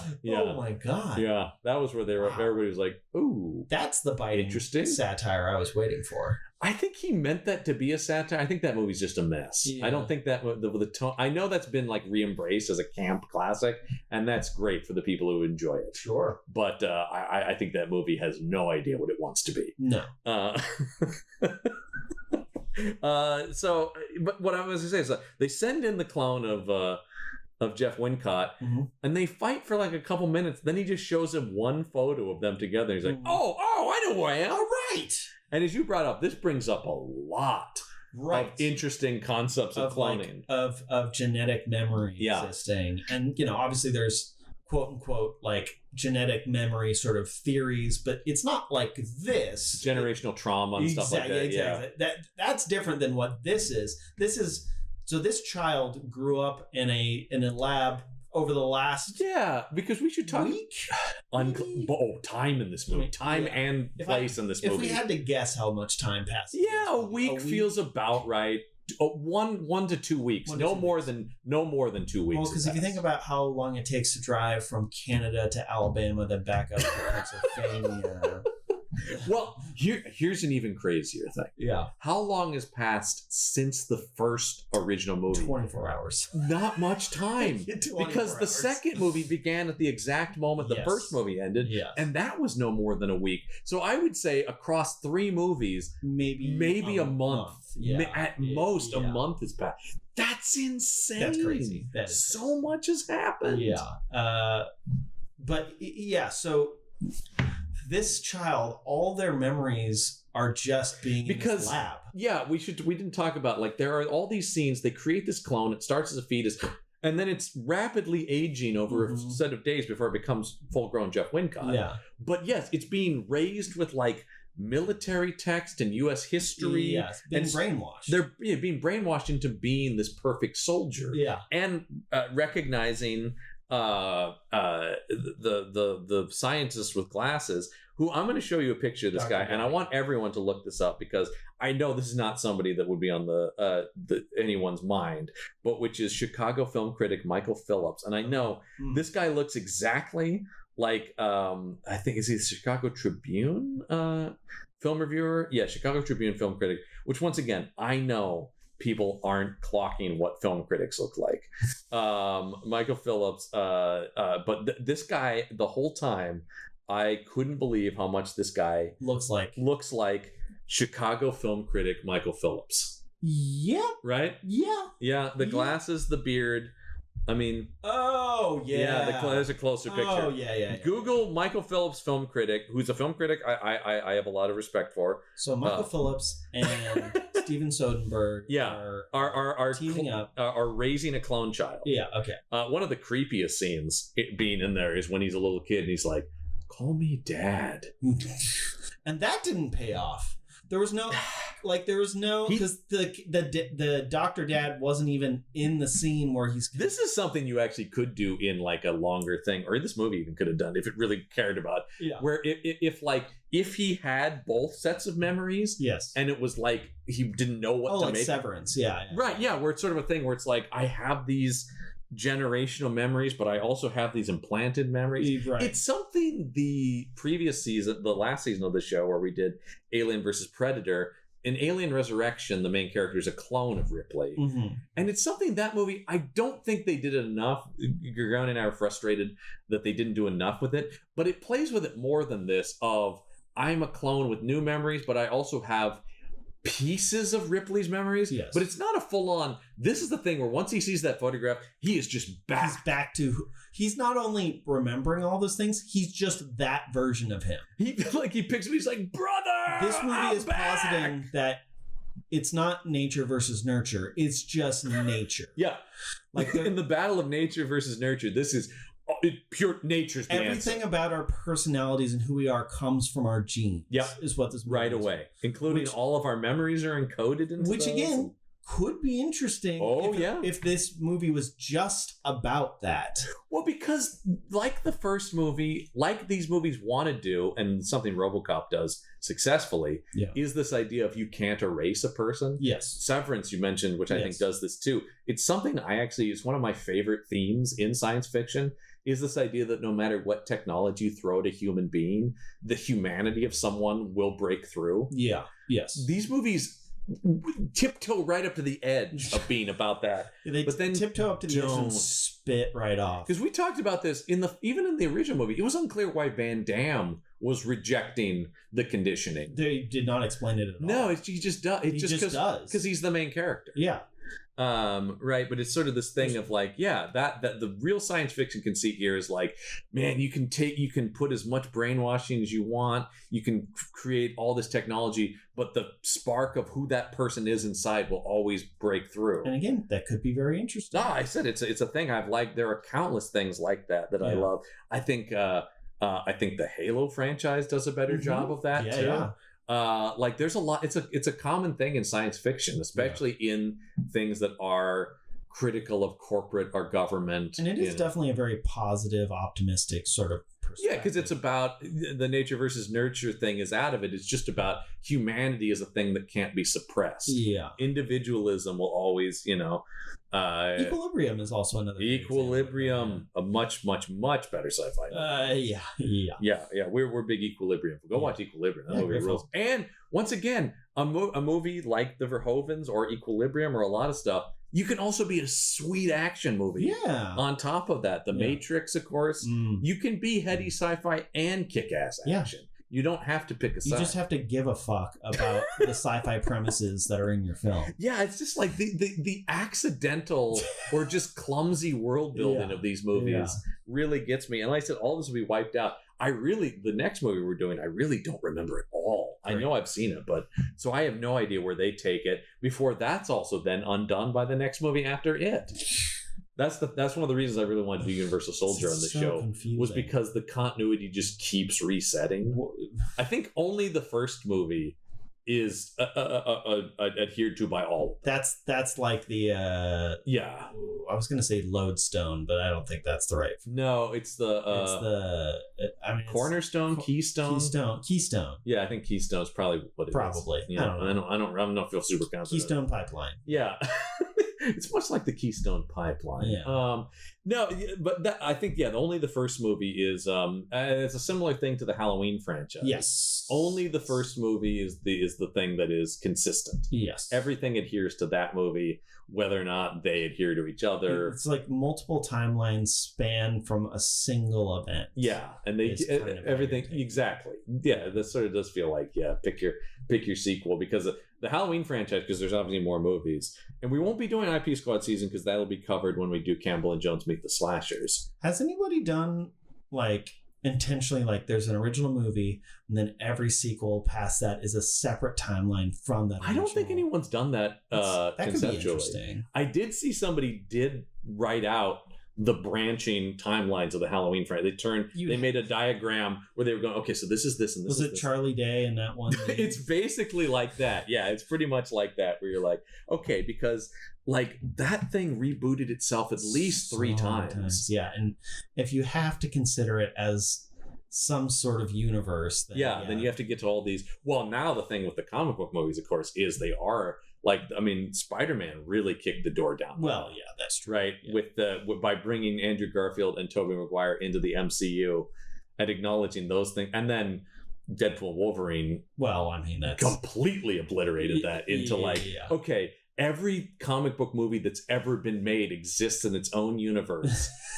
And which I love, because it's just like whatever you love, that's valid. Yes. Everything is equally valid. I do. There's something very nice about that idea. That it's like there's no erasure, right? Yes. It's just like, hey, because I do think there's a thing about like, well, now that this is that, or like the Batman movies and stuff like that, which don't do multiverse, but but could. I mean, the idea being, actually, they theoretically actually could. That's not. Well, the Flash did multi and Batman was involved in that, and went from the Snyder continuity to the Burton continuity. But I'm saying I just like that idea. But like, whatever you like is just as valid as anything else, which was always the case. But they are actually canonically they're making that like a story point. Exactly. Yeah.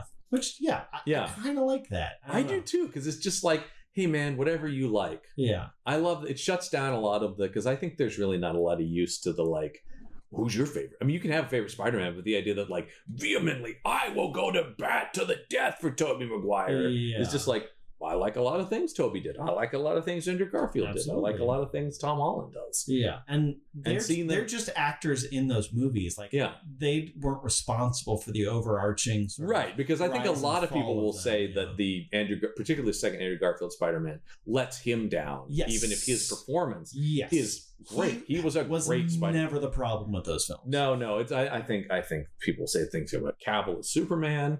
Yes. I feel very similar about Brosnan as Bond. Yes. Brosnan's maybe the best actual choice for James Bond. He rides the line between like brutal but also charming. His performance is perfect. He's also physically exactly what I would imagine. Yeah. Those scripts aren't the best of that franchise. Other than GoldenEye is in the top 5 of the all time. I think it's my favorite. That is, and I think I put it like 2. Like it's closely behind Skyfall. I think Skyfall's just a masterpiece. Anyway, and we're back to Bond. I've always get it back to Bond. Well, John, if I'm involved in conversation, it's probably going to go to Bond. Yeah, because you're also a fellow Bondian. Yeah. Because I often. When I do it with Gorgoni, he's like, yeah, it's okay. I have thought about I've thought about doing IP Squad separate seasons for each of the Bonds, or at least the eras. I'll be in the Timothy Dalton one. Well, you will have to because I've actually not seen either of those two. Oh, then you definitely have to, and I'm gonna all right, stay tuned for that, folks. Yeah, because I will absolutely have you do that with my good friend Ibrahim Mustafa, who you know as well, who's because that Timothy Dalton's his favorite, number one. Yeah, he's his number one. He thinks he's the perfect Bond. Yeah. So that's an interesting which is I've not met many people, but he's not wrong. At least he didn't say it was Lazenby. No. And like that's the thing where I'm saying like it would probably be eras because like there's only one Lazenby, so I would include that in the Connery. That would make sense. Yeah, and probably because there's only 2 Daltons, it would be like Dalton into Brosnan. That makes sense. So it'd be like Connery, Lazenby, Moore, Dalton, Brosnan, Craig. Yes. Yeah. And now I figured that out. Yeah. Were we talking about Universal Soldier 3? So. Unfinished business? Yeah. The end. Let's talk about the end of this movie because we have the big fight at the airport. Yes. Then you have the confrontation with Burt Reynolds where he turns into an Irishman for unknown reasons. But suddenly it turns into like All the President's Men. Yes. Where we've got to meet him in a secret parking garage. And he gets his big... It's that X-Files thing, man. It is. It's very X-Files. Well, because X-Files, I mean, Deep Throat. Yeah, they took that from, All the President's Men. Because, I mean, X-Files is so... This is borrowing from X-Files. X-Files is borrowing from, like, conspiracy thrillers of the 70s. Yes. There's a lot of 70s pop culture in the X-Files, particularly because obviously Chris Carter, the creator of that, grew up in that era. Right, so exactly. Yeah. Mix Kolchak with 3 Days of the Condor, when and you get that. But yeah, but also this feels the most the idea that this guy wrote 24. This scene feels the most 24. It does. Where like I'm a villain who's going to talk about I'm doing this for the country. Because every bad guy in 24 was like, you don't understand, Jack. America needs this, Yeah. I always push back on that. I'm not saying it's not in there, but people who talk about 24 as being like a jingoistic right-wing war on terror show, I think there's a balance. They're taking it on the surface level. Yes. Because there's a lot of moments you can pull out of 24 that feel like that. Yeah. But at the end of the day, it's usually the government who's the villain in 24. Yes. And it's usually like a white billionaire guy who is using the terrorist, Yeah. 24 is smarter than I think people give it credit. Right, because I think they focus on like, well, yeah, it's about this rad counterterrorism agent. Yeah, it's who like tortures people. Right. But it's like usually he ends up at odds. It's the same thing. The same thing happens with Captain America. Yes. I always get upset with this idea. It's like, most of the time Captain America is fighting the American government. Yes. I remember having that conversation when the first Avenger came out. Yeah. With people being like, I don't want to watch him. Yeah, I've run into like, liberal people. No, but you don't understand. Like, he's not for modern American governmental overreach. The thing, and once again, I'm sure people will hear me quote this all the time, but the best quote of Captain America in the comics, and it comes back around a lot, is I don't fight for a government, I don't fight for a country, I fight for the dream. Yeah. He fights for the concept of America. Yeah.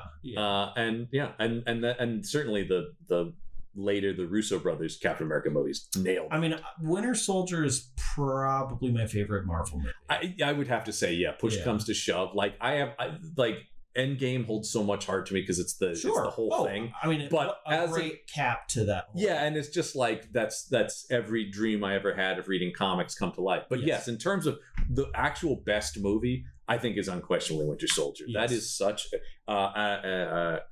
Who even knows? It may even be out or about to come out by the time. But I hear the new Captain America movie has a lot of that flavor too. Cool.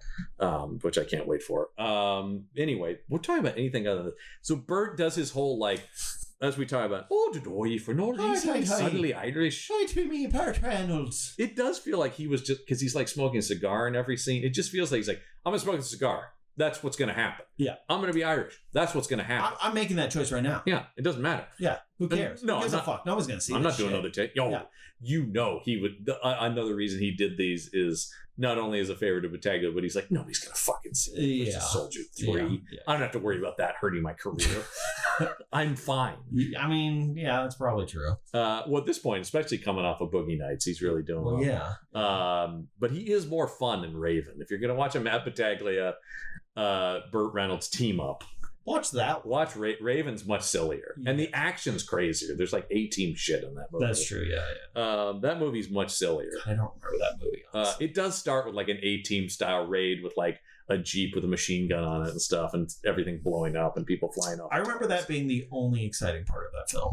I may just be focusing on that, and just anytime it cut to Burt, who's kind of in it similar to the way he is in these, where he keeps cutting away to Burt. Hey, sweet dreams, asshole. But so he does his whole thing, and then they're like, they come out with the camera crew has been filming this, and he's like, "Hey, give me that tape." They're like, "Oh, this is going out live." Was that? And I realized this is a movie where they're bringing people back to life. Yeah. Was that in 1998 technologically, Yes.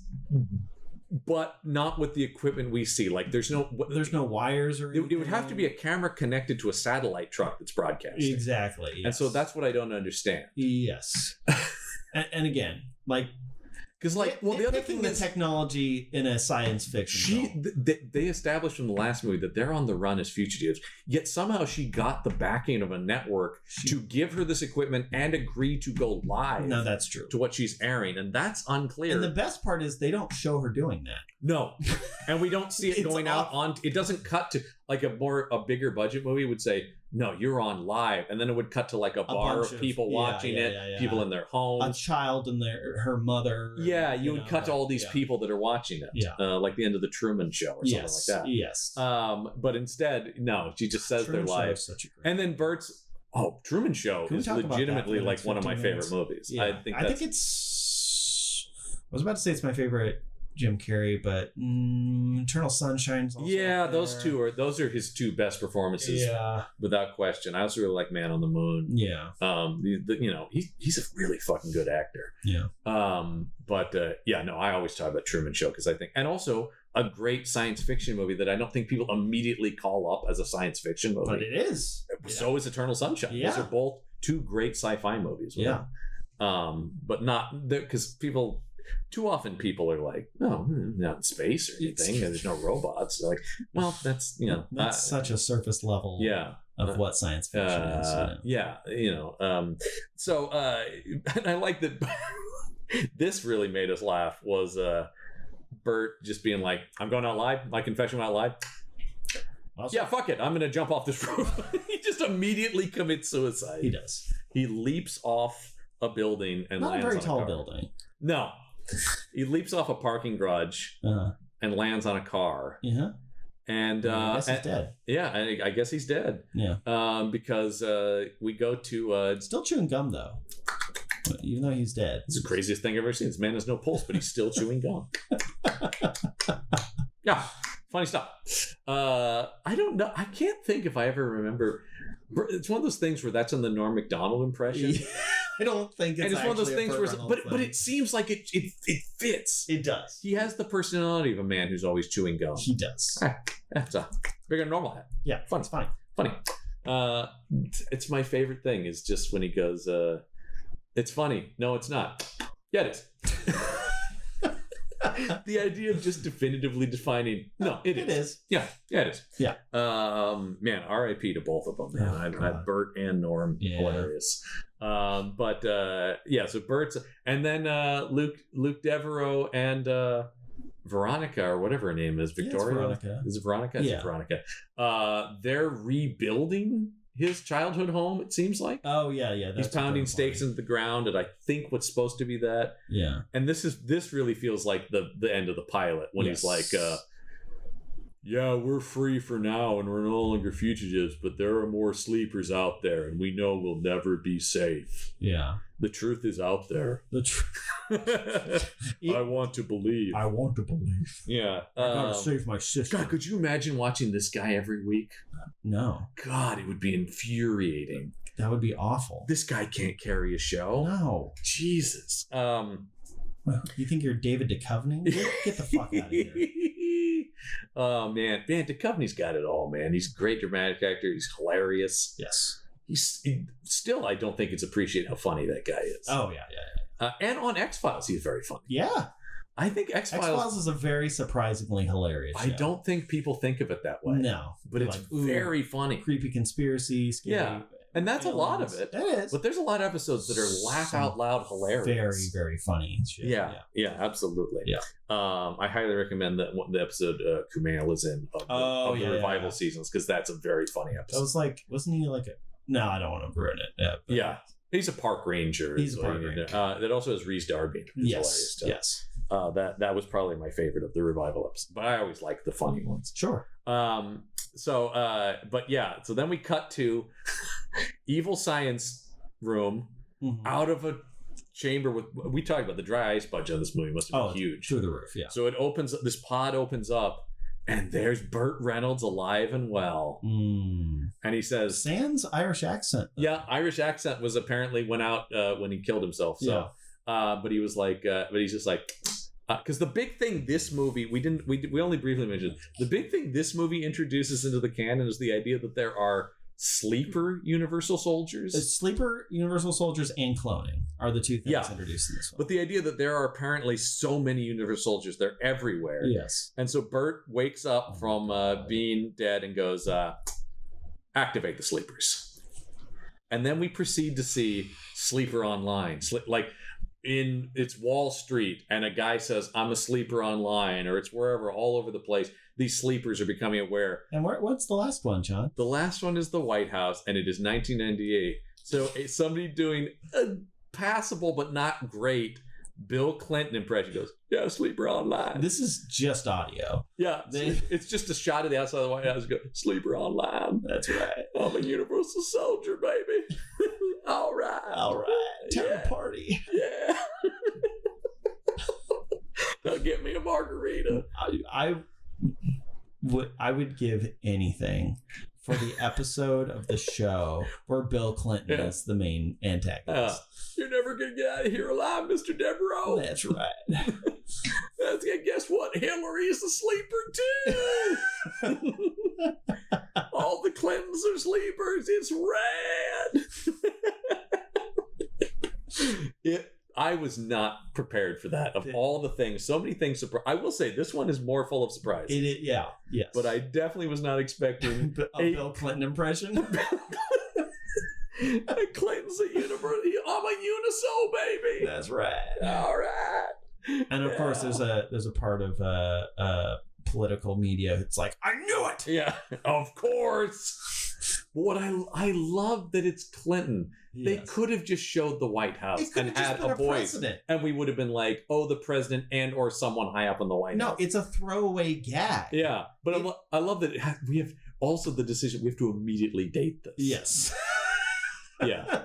All right. Well, I mean, Clinton would immediately date a lot of things. So. It's true. Yeah. He was. Just in terms of I'm so glad it was this time. Yes. Because it is maybe the funniest president to imagine being. The sleeper agent. Soldier, yeah. Yeah, that's right. Because even W could be like, oh, well, he was playing dumb or something like that.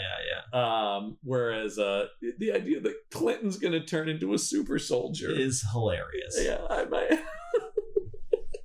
Clinton with an Uzi is just, you can't imagine. Somebody I did hear somebody once say, posit the question of, given an Air Force One scenario, which real president do you think would handle that the best? Definitely not Clinton. Not Clinton. I think it's Bush Senior. You think so? Yeah, that guy was former military intelligence, CIA. I don't think he'd be I don't think it's a physical fitness thing, but in terms of psychological warfare and tactics, I think he would get out of that the best. Yeah. Okay. Yeah, that's because we don't really not gonna do it. Get off my plane. Yeah, get off my plane. Yeah. Well, the thing is that he'd be like, I already had contingency. They were dead before it even started. Yeah. You know what? Woodrow Wilson. No, you know what? Taft. Yeah. I think if you're going to go back to the history of time, of all time, I mean, it'd be somebody with a military. Yeah. Grant, yes. Eisenhower. It would be somebody with a military. You would think that would be and that was the thing in that movie was he was a former. Yeah. Although he didn't get up on a plane to fight aliens, and that's why Bill Pullman is still the greatest movie president. Exactly. He may be the president, but I'm a pilot first. I was like, fuck yeah, man. Yes. By the way, that movie rules. Just Independence Day, and it's somewhat on topic because that was also made by Roland Emmerich. Exactly. Universal Soldier. That movie kicks so much ass. So it does feel like Roland Emmerich stumbled into a great film. Yeah. And it's the back, and you've seen him try to make it again. Yes. Not just the sequel that's terrible, but just every movie. Just every movie he's tried to capture that again, and just no, man, that was the perfect. No idea what he did. If I had to define the perfect summer blockbuster, Independence Day has got to be in it. It's up there. Yeah. That movie, it's the best. Anyway, it's better than this, which is shit. Yeah. But let's hear from some people who agree and or disagree with us. Okay. It's time for everyone's favorite segment, highs and lows. Highs and lows. We'll start with the lows, of which I will say, this is the first time I've said this. I prefer Ace Hardware. Well, let's actually briefly dip into a new segment we've been doing, which I just realized I forgot to do, recording something the other day on this. What were the top grossing movies of 1998? Oh, yeah. This is a new segment we've been doing on the show. Of 1998? 1998. Oh, what were the top? This is where everybody already knows. I don't know shit about this. But yeah. Top, because obviously this didn't even see theaters, so this doesn't rank. Right, of course. The top grossing films of 1998. See, I know 99 pretty well. Yeah. Obviously. There's a whole book about 1998. Exactly. Best movie year. 98. 98. I will say the first one is the number one grossing movie is a holdover that technically opened in 1997, and that was Titanic. Oh, okay. So I don't really count that. Sure. Because that's... Get it out. It came out right at the end of 99 or 97, but made the bulk of its money in 98. Right. Okay. It came out December, right at the end of. So yeah, and it was in theaters for fucking ever. Right. So that's the thing. Was like, because it made, so anyway, Titanic anyway. But number one, the highest grossing movie that opened in 1998 was Armageddon. Okay, right. Oh yeah. Speaking of, I mentioned that when we were watching it. That there's the same year as Armageddon. That makes a lot of sense. Directed by Michael Bay, followed closely by Saving Private Ryan. Oh, okay. And then here's where you get into something we've been doing on a lot of when we're talking about these '90s movies. Yeah, the idea that these don't exist anymore. Blockbuster comedies, huge, like sensational comedies, because numbers 4 and 5 are There's Something About Mary. Oh. And The Waterboy. Right. Okay. Yeah. The Waterboy being, that's like Sandler's kind of like big hit post SNL. Or did he have Happy Gilmore was before that. Oh, was it? Oh, yeah. Okay. I think it's Happy Gilmore, then The Waterboy. Then The Waterboy. Because the run was Billy Madison. That was during his SNL. Yes. Then Happy Gilmore, then Waterboy. I think then Big Daddy. But like The Waterboy was like, I think the other two films were successful, but I feel like The Waterboy really sent him into another direction. Yeah. Happy Gilmore's pretty big, but Waterboy was big, and then Big Daddy was huge. Oh, okay. Wedding Singer's in there too. Yeah. I mean, we're definitely legitimately great film. Wedding Singer. I like a lot of these films. I like those movies, but yes, I think Wedding Singer holds together as a movie. Yes. Like Sandler is good in that movie. The other ones are Sandler is good. Yes. But the movies are built around Sandler. Yes. Wedding Singer was the first time you're like, oh, he could just carry a movie. Right, exactly. No, I think Wedding Singer is actually like a really solid romantic comedy. Yes. I will say, aforementioned Roland Emmerich, the number 8 movie that year, Roland Emmerich's Godzilla. Oh, right. Which was definitely made off the back of the success of Independence Day. Let's do it again. Wait, what came out in between Independence Day and Godzilla? Was there nothing? Was Godzilla the follow-up? That was Emmerich's follow-up to Independence Day. Oh, Jesus. He cashed in all of that goodwill on Godzilla. And threw it all away. I mean, it was still the 8th highest grossing movie of the year. So I guess but it does not have a great reputation. No. Yeah, I guess you're right. All right, let's look at...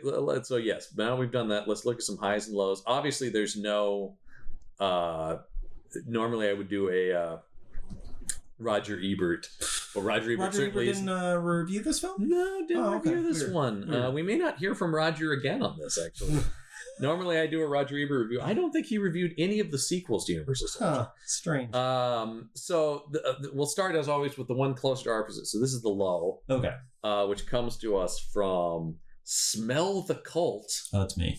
That actually does sound like it could be me. Smell the Cult, yeah. Title of the review is Worst Movie I've Ever Seen? Well, a strong contender at the very least. Thank you. All right, here we go. Universal Soldier 3. Let's be honest here. My hopes for Universal Soldier 3 were not exactly high. In fact, so low were they that even a modicum of style or verve would have been acceptable. So did it live down to my prejudices? Oh, yes, indeedy. I'm reading this verbatim. He actually wrote, oh, yes, indeedy. This is great.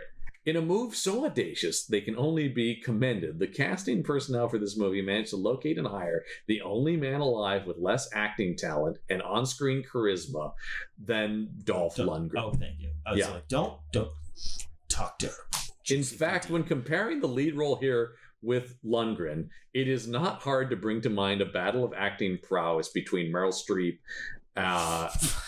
and Jimmy Cranky with Dolph in the role of Streep. I don't know. What movie are they talking about? I don't know. Matt Battaglia, a one-man slab of mahogany, gurns and stammers.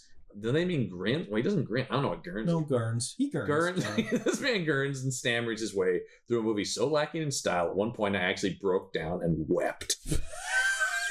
Head falling forwards, face slapping into a bowl of noodles. Only able to breathe by mercy of the fact that one noodle slipped up a nostril, and I was able, through sheer force of will, to suck enough oxygen through the wheat construct to sustain life. This is graphic.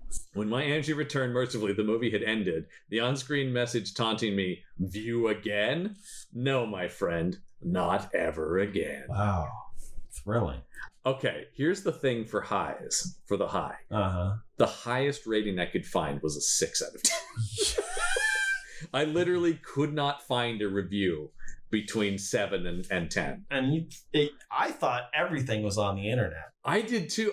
It's something we've learned from that I've long posited, and I guess I won't on this, is every movie we've done, I can always find some defenders. There's some, at least small group of people out there who are like, actually, it's really good if you think about it. Yeah. This is a rare thing. I just want to, I want people to understand the context. So I want to say this is the highest level review I can find for this. It comes to us from Slightly Mad 22. Okay. Who titles their review, "Reynolds' only bright spot in watchable TV sequel."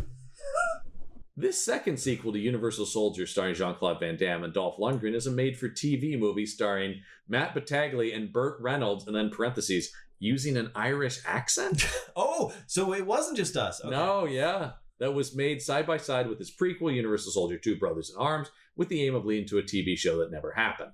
Matt Battaglia continues in the Van Damme role, and likewise Chandra West in the Ali Walker role, but has a lot more to do this time around, which automatically raises the quality of this installment, although there is still an overuse of slow motion. There are some impressive set pieces. Ooh, gonna have to disagree with him there. Yeah, no. No impressive set pieces, and well-directed action scenes. Nope. However, a bit of dodgy acting in certain quarters ruined what could have been an average TV movie. I will actually agree with that. I've seen other better TV action movies. Yes. Even on this low bar, this thing is pretty bad. I think had he been able to anticipate the success of Boogie Nights and his subsequent Oscar nomination, he may have been a bit more picky about what roles he was taking and bided his time waiting for a quality script to keep the momentum of his comeback going. However, his ongoing financial worries at this time probably dictated he grabbed whatever work was offered to him, as he made 7 movies between 1997 and 1999. That's 6 out of 10 stars. Crazy. 7 films. Yeah, Burt was just doing anything. Was he Eric Roberts? Did you see Eric Roberts? Speaking of, because Eric Roberts is a favorite of ours from the action show. He just released his memoir. I would actually be curious to read that. Yes. He would have a very interesting Didn't we joke like a year of Roberts or something, where it's a whole year of him just moving between the 14 films that he was in? It's crazy. Yeah, it's crazy to think about. Yeah. It's actually, let's just, before we go here, because you mentioned him, which once again, shocked he's never been in one of these. How is that possible? Because he's been in everything. Yeah, even on accident. Let's. We used to do this on the action shelf, and we'll do it here just because you mentioned him. What is your? I'll ask you to guess. Just throw out how many credits do you think are on his IMDb? Eric Roberts. Yeah. How many credited acting performances does he have on his IMDb? 240. Not even close. 748. With another 117 listed as upcoming. How? I was so off. It's that no one's even close to that. 240 is like, that's like a storied career of an actor who's not Eric Roberts. I misunderstood Eric Roberts. That's 700? 748 and another 117 on the way. Jesus Christ. He's literally just on a different set every day, pretty much, right? He can't remember all the films he's in, right? No. Like I see those, they'll do those on YouTube where they have people like they'll ask actors like, "Here's a line from one of your movies. Which movie was this in?" Eric Roberts would have no chance. Yeah, no. Like, these are people who are in like 40 movies, and they're like, fucking. I just saw Bruce Campbell do it the other day. He knew most of them, but they got him a couple times. I can't remember all the lines from the plays I've been in. Or a big thing is character names. Yeah. I also see that where it's like, what was your character name then? Fuck, I don't know. Yeah, Jesus.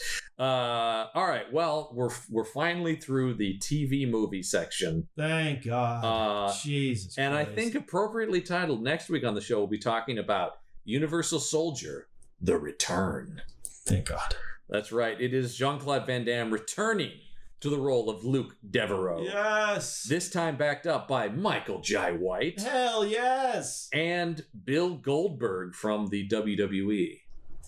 Wrestler known only as Goldberg. Okay. Yeah. I think I remember. You probably know him. He's he also? he's a big bald guy. Yeah. Okay. I was like, how?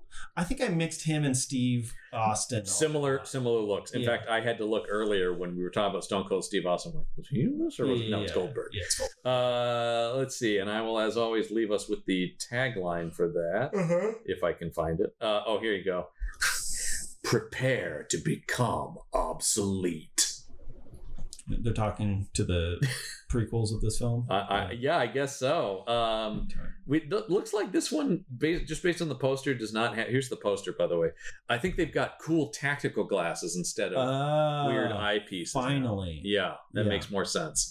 But at least a great increase in the amount of martial arts by the presence of Van Damme and Michael Jai White. So excited, John. Yeah, I'm so excited. No, we're through. These were the two real. This was the rough ones. Yeah, where things are going to be on an upward trajectory. Thank fucking God. Yeah, and like I said, we always have our boy with us at the very least. Yes. So that'll be next week. Of course, if you want to find more from us, including bonus episodes of this show, and a thing we call IP Squad Related Cases, head over to our Patreon page, which is patreon.com/punchupent. That's punchup ENT. Like the tree creatures? Like the tree. That's what Gorgoni always says. Just like the Lord of the Rings creatures. Yeah, punchup ENT. And of course, be sure to like, comment, subscribe to our YouTube channel, which is youtube.com/@punchup. So, check out all that over there. Yeah. Greatly appreciated. But until next week, the case file is closed.